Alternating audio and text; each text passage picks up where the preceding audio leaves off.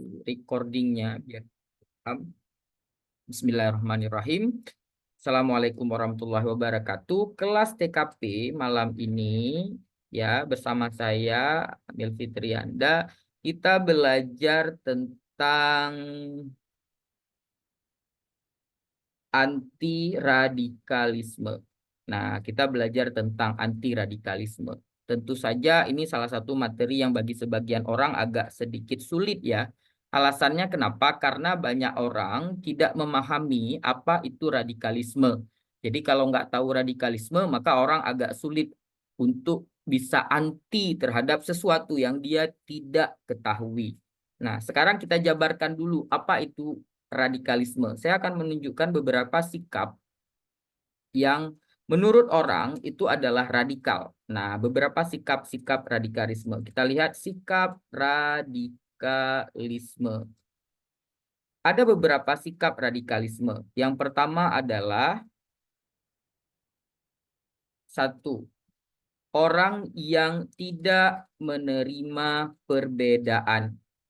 Nah, dia tidak menerima perbedaan. Contoh, tidak menerima perbedaan pendapat. Hal yang paling sederhana. Pendapat, tidak menerima perbedaan suku bangsa.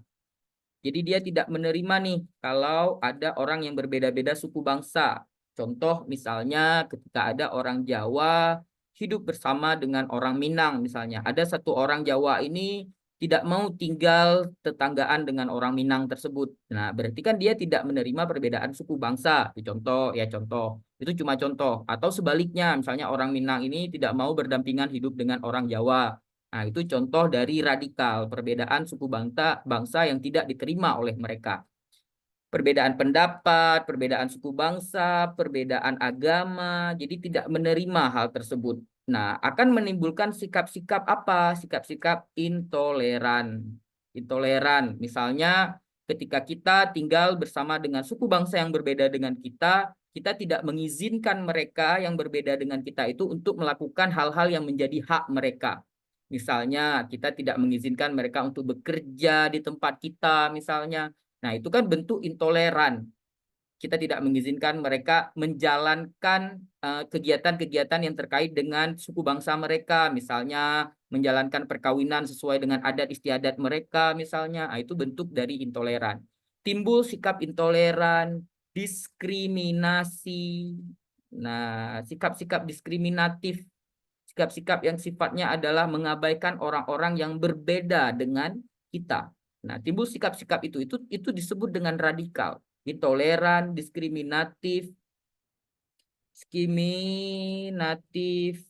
kemudian timbul sikap eksklusif, eksklusif, eksklusif.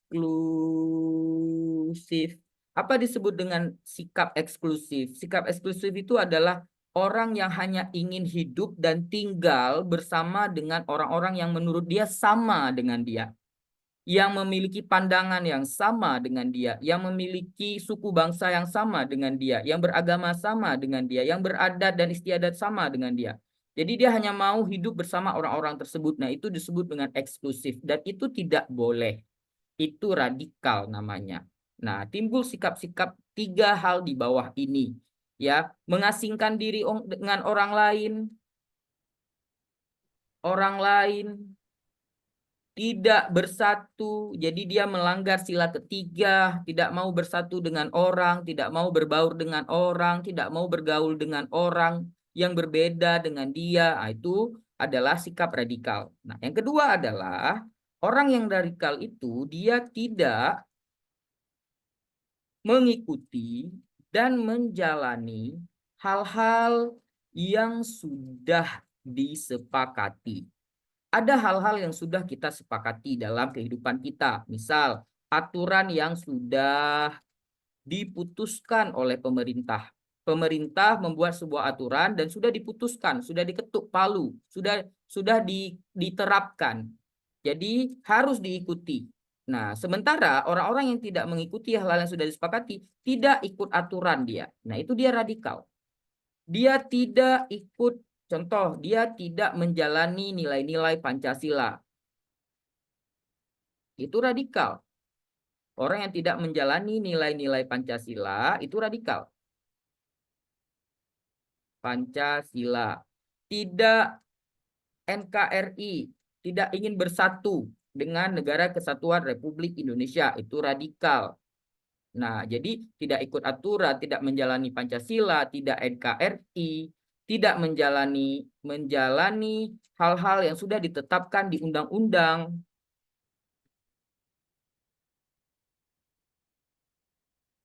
Di undang-undang itu radikal. Nah, orang tersebut adalah orang yang radikal. Kemudian yang ketiga adalah radikal itu adalah berlebihan dalam mencintai kelompok sendiri. Kelompok itu seperti apa? Misalnya adat istiadat sendiri, suku bangsa sendiri, kelompok sendiri, golongan sendiri, agama sendiri, sehingga timbul sikap yang namanya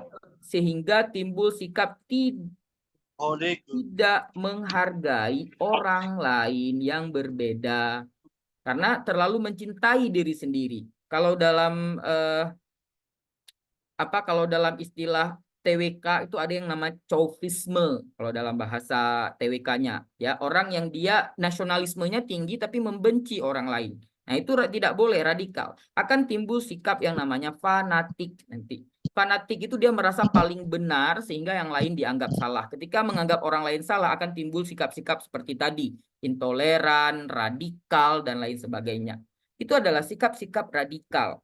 Nah, ketika kita menemukan orang-orang seperti itu, apa yang harus kita lakukan? Yang pertama adalah, nah, kita akan melihat sekarang sikap anti radikal. Nah, sikap anti radikal. Yang pertama, ya, ada sikap yang namanya pencegahan. Kita harus mencegah radikal itu. Apa yang harus kita lakukan dalam mencegah? Misal, belajar dan mengajarkan orang lain tentang Pancasila. Kenapa Pancasila? Karena nilai-nilai dalam Pancasila itu nilai-nilai yang mengajarkan kita untuk tidak radikal. Contoh, sila pertama, ketuhanan yang Maha Esa, sehingga timbul sikap toleran.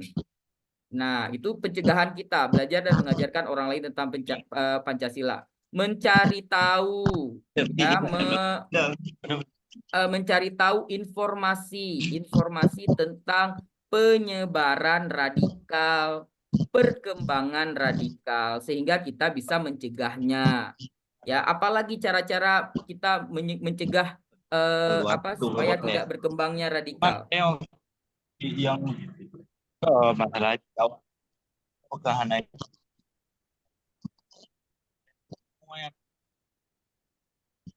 Nggak bisa di mute ya. Tolong di mute yang kira-kira mikrofonnya belum dibisukan, ya. Tolong dibisuk. Berapa sama bawanya Hanabi yang Oke, tolong yang belum dibisukan. Kita cari tahu informasi tentang penyebaran radikal, perkembangan radikal, ya kan? Mendukung program-program pemerintah, program-program yang mencegah radikal, memberikan pendidikan anti radikal kepada anak-anak kita, pendidikan anti radikal. Nah, itu adalah hal-hal yang kita lakukan untuk mencegah terjadinya radikal. Kemudian yang kedua adalah mengatasi radikal. Nah, bagaimana mengatasi radikal? Jika ada teman yang berpikir radikal, maka kita harus nasihati teman tersebut untuk tidak berpikir radikal. Jika ada hal-hal yang terkait dengan radikal dan bisa berbahaya, dan itu bukan wewenang kita, laporkan ke pihak yang berwenang. Nah, laporkan ke pihak yang berwenang untuk mengatasi hal-hal radikal yang sudah terlanjur terjadi. Hal-hal radikal yang bisa berbahaya. Nah, atasi radikal sesuai dengan konteks cerita, sesuai dengan keadaan yang terjadi. Nah, jadi kita harus menyesuaikan dengan keadaan tentu saja. Intinya adalah lakukanlah tindakan-tindakan yang paling mencegah dan mengatasi radikal. Ya sudah otomatis kita harus menjadi orang yang toleran, tidak diskriminatif, tidak apa namanya, tidak diskriminatif, toleran, tidak fanatik, tidak eksklusif, eksklusif, harus menjadi orang yang membuka diri dengan hal-hal baru, hal baru, harus kompak, harus bermusyawarah, ya kan, harus damai, harus bareng-bareng, bersatu, bersama-sama, Nah, itu adalah hal-hal yang sifatnya anti radikal. Nah, karena orang yang tidak radikal itu yang radikal itu cenderung tidak bergaul dengan orang lain. Nah, sekarang ada satu pertanyaan. Apakah demo itu radikal? Radikal. Nah, jika dia melanggar Pancasila, maka radikal. Jika dia melanggar peraturan, maka radikal. Contoh, demonstrasi merupakan wujud dari penerapan sila keempat. Ya, penerapan sila keempat. Dalam sila keempat tersebut kita bermusyawarah, kita menyampaikan pendapat. Jadi orang boleh demo, tapi tidak radikal jawabannya ya, tidak radikal. Jika mereka merusak misalnya, melanggar aturan misalnya, nah itu radikal. Tapi jika tidak melanggar aturan, tidak merusak, maka dia tidak radikal. Kenapa? Dia bagian dari sila keempat, penerapan sila keempat. Itu ya. Nah, itu yang disebut dengan radikal. So, mari coba sama-sama kita jawab soal untuk melihat bagaimana radikalisme atau anti radikal tersebut. Kita jawabnya nggak usah lama-lama. Jadi cara jawabnya itu adalah teman-teman akan saya tunjukkan soal, nanti teman-teman baca, kemudian teman-teman jawab di kolom chat, tulis jawaban teman-teman apakah A, apakah B, apakah C, apakah D, apakah E. Kemudian nanti setelah itu kita bahas. Oke, baik, kita langsung saja mulai dari nomor 1.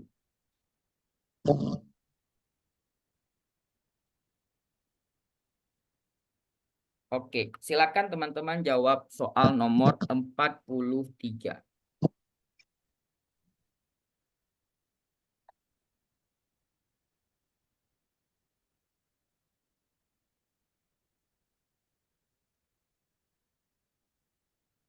Kalau kekecilan kita zoom in. Nah, biar jelas kelihatannya. Nah, silakan dijawab soal nomor 43.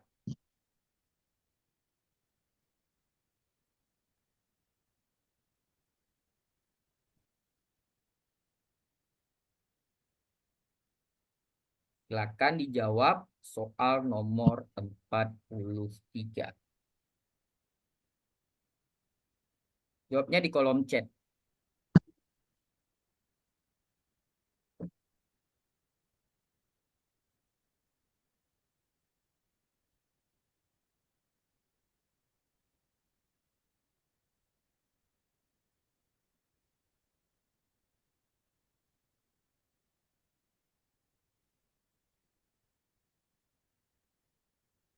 Silakan dijawab soal nomor 43.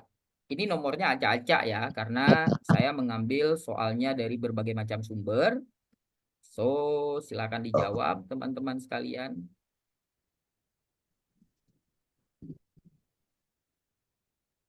Jam 7.51 kita bahas. Ini jam 7.50 sekarang. 7.51 kita bahas.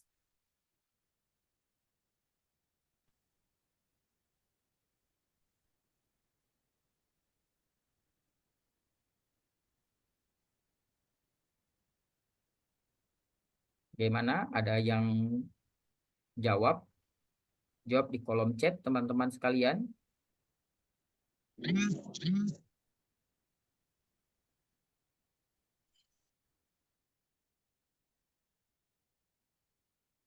Ada 7.51 kita bahas. Sekarang masih jam 7.50.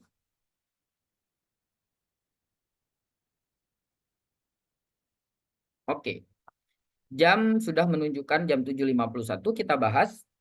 Randy mempunyai seorang teman yang berbeda agama. Dia mendapat kabar bahwa ayah dari temannya meninggal dunia. Apa yang dia lakukan? Nah, di sini ada bentuk di mana soal tersebut ingin menunjukkan kalau apakah kita itu berpikir radikal atau tidak.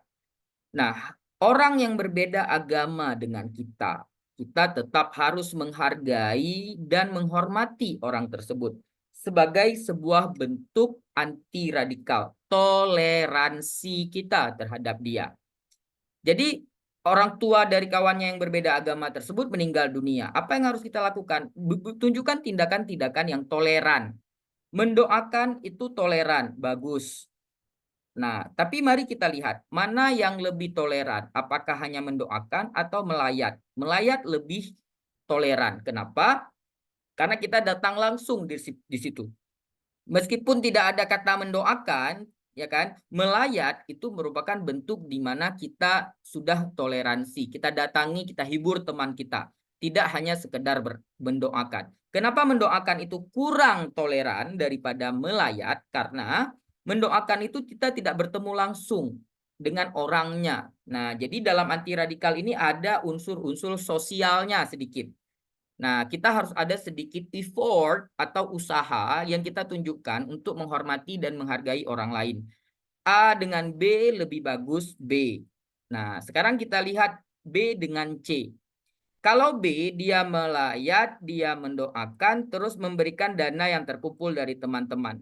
Kalau C hanya sekedar melakukan penggalangan dana yang di kelas dirasa bela sungkawa. Nah, perhatikan teman-teman, memberikan dana yang terkumpul dari teman-teman itu bagus, tapi bukan itu yang lebih dibutuhkan.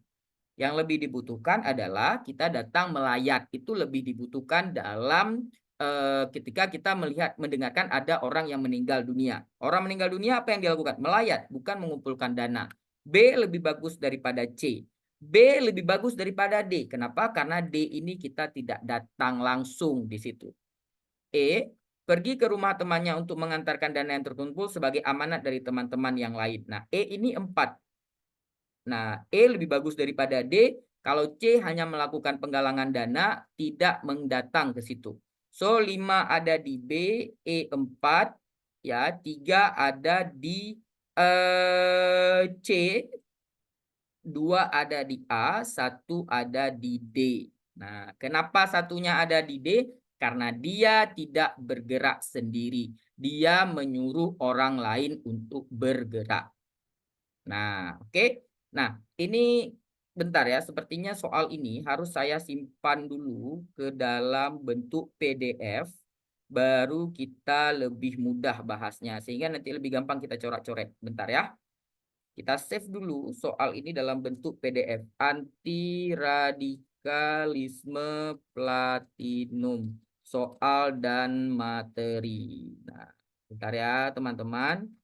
Jangan kemana-mana, kita simpan ini dulu biar lebih enak kita bahas. Nanti kalau udah terbuka, nah oke. Baik. Nah, saya share dulu. Jangan kemana-mana, kita stop share. Kita share screen lagi. Nah, tadi nomor 1 sudah, kita sudah bahas tadi nomor 1.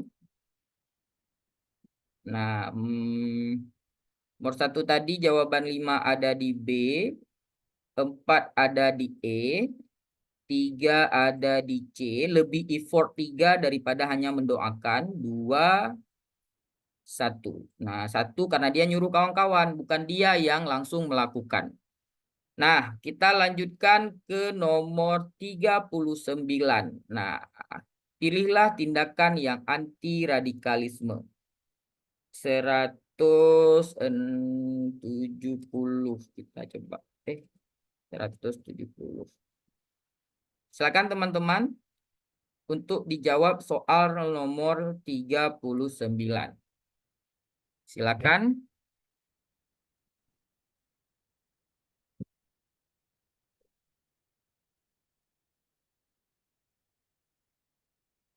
Akan dijawab teman-teman soal nomor 39.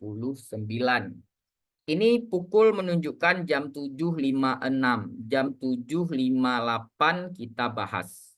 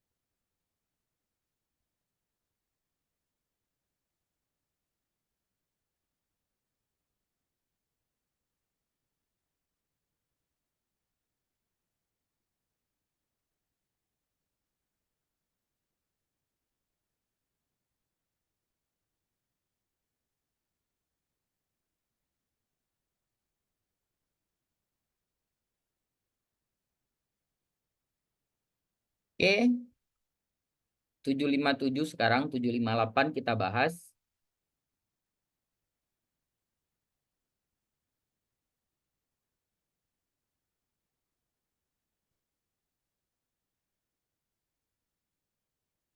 Ada beberapa penjelasan soal nomor 39 ini. Penjelasannya adalah nanti coba kita jelasin ini jam 7.57, 7.58.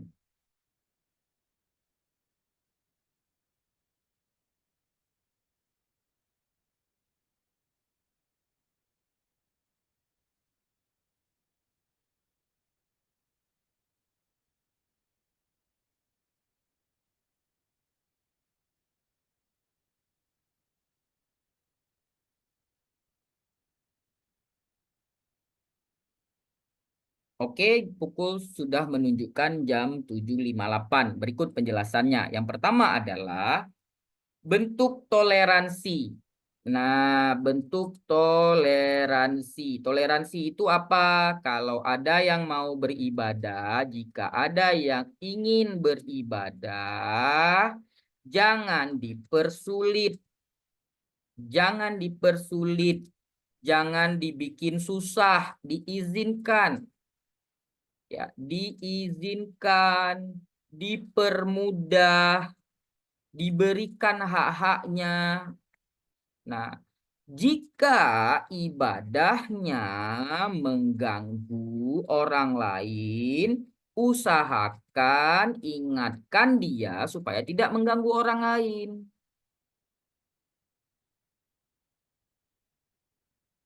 Contoh misalnya nih, kita adalah kasir di sebuah supermarket. Kita mau sholat, apa yang harus kita lakukan? Karena kan kalau isi di kasir itu nggak ada orang, misalnya, itu kan nanti orang lain nggak terlayani, iya kan? Nah, orang lain tak terlayani, sehingga mengganggu orang lain kalau kita pergi sholat. Gimana caranya? Cari cara-cara di mana kita tetap bisa sholat dan orang lain tetap bisa terlayani. Kita sebagai atasan misalnya punya anak buah yang kayak gitu, gimana caranya? Caranya adalah izinkan anak buah tersebut untuk sholat, kemudian panggil orang lain atau pegawai lain untuk menggantikan orang tersebut untuk sementara menjaga kasir. Nah, jadi jangan sampai ibadah itu mengganggu orang lain, itu kuncinya. Tapi kalau dia tidak mengganggu orang lain, bebas aja. Izinkan dia sepenuhnya, permudah dia, jangan dibikin susah. Kita baca soal nomor 39. Besok adalah tanggal merah. Sebagai ketua divisi, Reva mengajak seluruh anggotanya untuk berlibur ke puncak. Berlibur ke puncak. Nah, pergi liburan. Ini tidak terkait dengan pekerjaan. Kegiatan ini bertujuan untuk membangun bonding antara anggota. Bonding itu artinya keterikatan, membangun kelekatan dengan orang lain, biar sama-sama kenal, saling dekat. Nah, jadi dibuatlah kegiatan ngumpul-ngumpul liburan ke puncak. Namun, ada satu anggota yang berhalangan hadir karena harus melakukan ibadah. Apa yang harus kita lakukan? Jangan dipersulit. izinkan dia beribadah, permudahlah dia, berikan hak-haknya. Nah, kenapa? Karena ini kan dia tidak mengganggu orang lain. Dia hanya meminta izin untuk pergi beribadah. Kebetulan hari itu hari kita mau pergi ke puncak, ya nggak apa-apa. Kalau A itu dipersulit, meminta anggota tersebut tetap ikut berlibur karena tujuannya membangun bonding. Itu artinya apa? Kita tidak mengizinkan dia untuk beribadah. Salah. Meminta dia untuk melakukan ibadah di sekitar puncak. Salat aja di sini. Ini kalau salat mungkin gampang, tapi kalau ibadah-ibadahnya yang lain gimana, ya kan? Supaya tidak terlalu jauh untuk menyusul kegiatan bersama anggota divisi. Nah, berarti masih ada kesan-kesan dia mau si anggota ini datang ke berlibur sehingga ibadahnya dikurang-kurangi. Ini kan dikurang-kurangi ibadah di sekitar puncak. Tidak bebas dia melakukan ibadahnya. Kan? Bebaskan dia, jangan dipersulit. Nah, tidak bebas, tapi masih ada toleransinya, dia izinkan. B dengan A lebih bagus B. B dengan C, mengizinkan anggota tersebut untuk pergi melakukan ibadah dengan khusyuk. Nah, ini yang paling bebas. Gak apa-apa, ibadah aja. Nah, bagus ini. Ya kan, lebih full dia. Tidak dipersulit. Karena dia memang tidak mengganggu orang lain. C lebih bagus daripada B. B masih setengah-setengah. D, mengizinkan dia untuk beribadah. Boleh ibadah, pergi aja. Nanti kalau udah siap, boleh kok nyusul. Artinya dia beribadah kayak biasa. Kalau mau pergi, boleh nyusul. Bisa nyusul, ikut kegiatan. Dua-dua hal terpenuhi tanpa dipaksa. Nah, dua-dua hal terpenuhi tanpa dipaksa. Jadi kalau E ada syarat-syaratnya, nggak bebas. Ada syarat-syarat, nggak bebas. Nah, ingat, bebaskan dia, permudah dia selama dia tidak mengganggu orang lain. Jawaban 5 ada di D, 4 ada di C, jangan dipersulit, dipermudah. 3 ada di B, 2 ada di E. Kenapa 2 ada di E? Karena masih harus ada syarat-syaratnya, dipersulit. 1 ada di A. Itu ya penjelasannya ya, dipermudah kecuali dia mengganggu orang lain. Nah, oke, kita lanjutkan. Nih contohnya. Silakan teman-teman jawab soal nomor 36. Sekarang pukul menunjukkan jam 8 lewat 3. Berarti kita bahas di jam 8 lewat 5 atau jam 8 lewat 6 lah. Silakan teman-teman dijawab dulu nomor 36.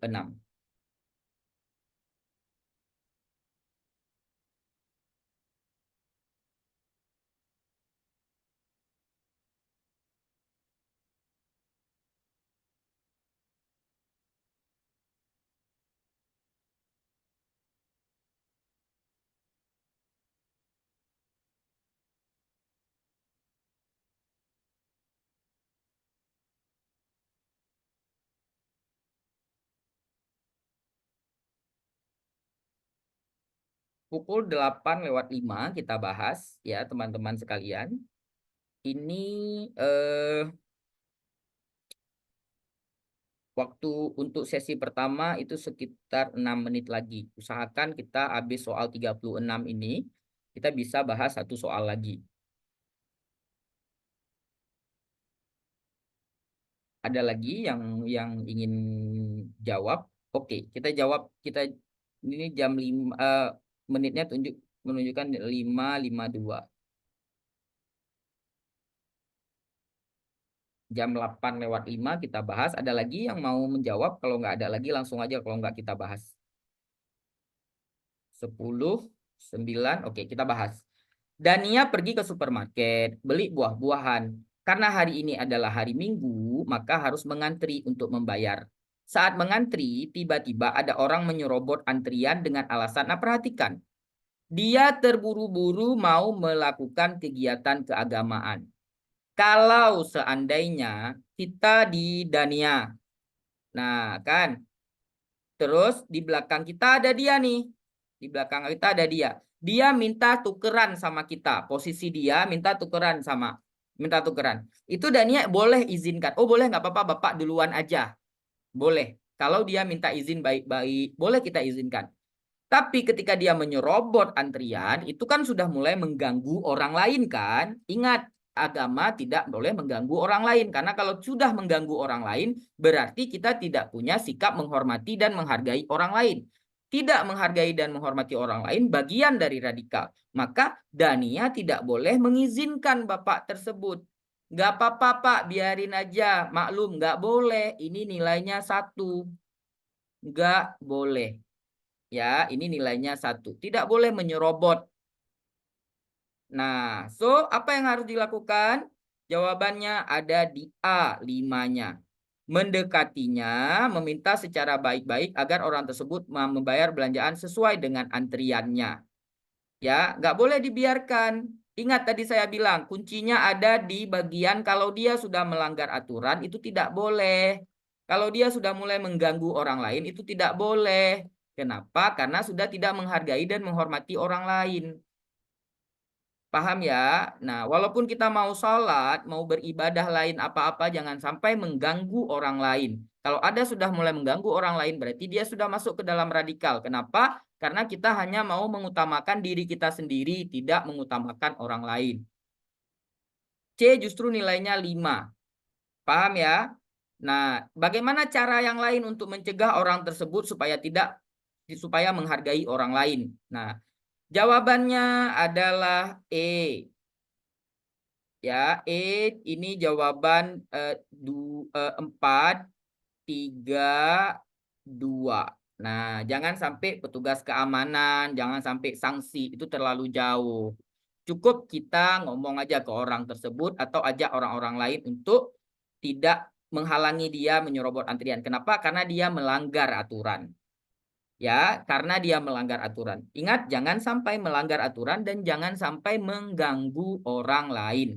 Jangan melanggar aturan dan jangan mengganggu orang lain. Kita tulis di sini ya, jangan melanggar aturan dan mengganggu orang lain demi ibadah sendiri. Nah, jadi kalau teman-teman mau beribadah, jangan parkir di jalan sehingga menghalangi orang lain mau lewat.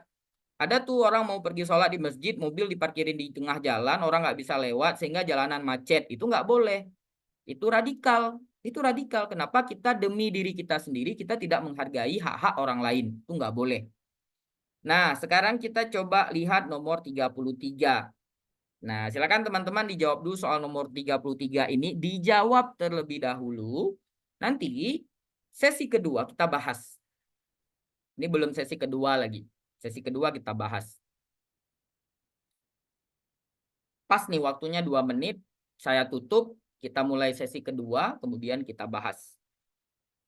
Silakan teman-teman dijawab dulu.